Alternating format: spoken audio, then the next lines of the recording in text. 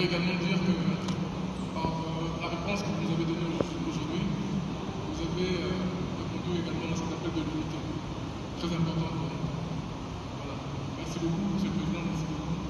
Et à toute la famille, merci.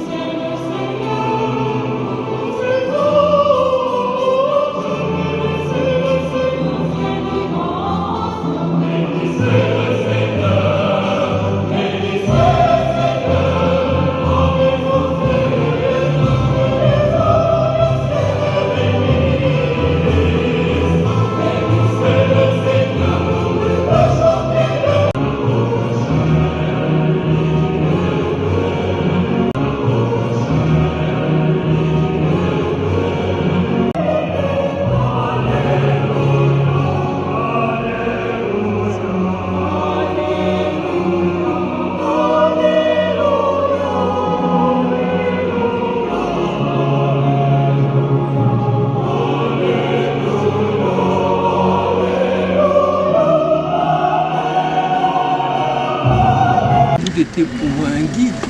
D'abord, c'est le fondateur de mon parti. Et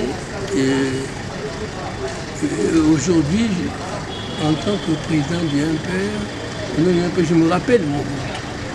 Je me rappelle son passé.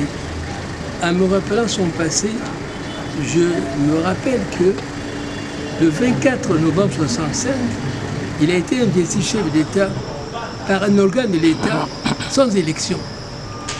Et maintenant, nous sommes dans une élection.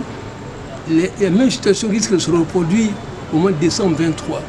Un autre organe de l'État, ça va, la Cour constitutionnelle, va aussi réinvestir M. Fache comme président sans élection. Parce que, dit la Constitution, le mandat du chef d'État est renouvelable. Renouvelable n'est pas synonyme de rééligible. Renouvelable, c'est répété, c'est prolongé. Ce n'est pas rééligible. Donc, il y a des chances qu'en fin d'année, nous vivons la situation que Mobutu a vécue en 1965, qu'un organe de l'État, à savoir la Cour constitutionnelle, va renouveler le mandat du chef de l'État, qui est M. Félix-Antoine Tshisekedi. Voilà en fait comment je raconte le passé avec le présent. Voilà qui me fait en même temps malheur, mais plaisir aussi que cette date me permet un peu d'espérer que demain, nous serons dans l'ordre calme. Il n'y aura plus de sanctions entre Baloubaphone et Choïlophone, entre UDPS et conteneurs. Ce serait la paix qui va l'emporter au mois de décembre 23. Le mandat du président sera renouvelé sans élection. Voilà comment entend l'article 70, qui dit que le mandat est renouvelable et non pas rééligible. Renouvelable n'est pas synonyme de rééligible. Ce sont des patronymes, mais pas des synonymes. C'est-à-dire quoi? Rééligible, c'est-à-dire renouvelé par élection. Tandis que renouvelable, c'est répété. C'est répété, c'est prolongé, sans élection. Voilà l'entendement correct de l'article 70. Merci. Si on vote, on triche, on viole la Constitution. Okay. Dans mon entendement, il n'y a pas élection. Il y a une reconnaissance tacite du mandat du chef d'État, comme ça a été fait pour Marcel Mobutu le 24 novembre 1965. La leçon, c'est que cet homme-là qui est parti, nous avait amené à la collectivité d'unité, même le grec l'a dit. On pouvait circuler de Manaka à Kivu, il n'y avait pas de barrière, il n'y avait pas cette unité-là. Et nous souhaitons que cette unité avec que cela soit de la même façon. Donc nous sommes là, nous encourageons, nous soutenons Fatigueton dans cette vision, que les choses se fassent comme le nécessaire. Veuillez vous présenter, s'il vous plaît. Je suis monsieur Méa, je suis pasteur. Je suis pasteur et businessman et puis on est aussi dans la politique. Merci. Bon, la satisfaction, elle est qu'après 26 ans, on se souvient toujours de Maréchal parce qu'on a vu qu'il a unifié notre Congo, qu'il nous a donné une identité. Qu'on soit de l'ouest, de l'est, de l'équateur, du Kassai, du Kivu, on était tous Zaïrois et aujourd'hui on est tous Congolais et il ne faut jamais l'oublier. Merci. Et ça fait maintenant 26 ans que Maréchal nous a quittés. On a rappelé les mots forts qu'il disait, une seule nation, un seul père, une seule mère, un seul chef. C'est pour ça qu'on va faire que le Congo doit rester uni. C'est un message fort que nous envoyons aujourd'hui. Quelles sont C'est que c'est un grand homme. C'est un grand homme. Et qui mérite d'être commémoré en tant que patriote, zaïrois, congolais. Nous venons tout à l'heure de sortir de l'église. Vous avez vu quels sont les témoignages que le prêtre pendant le mairie a relevé.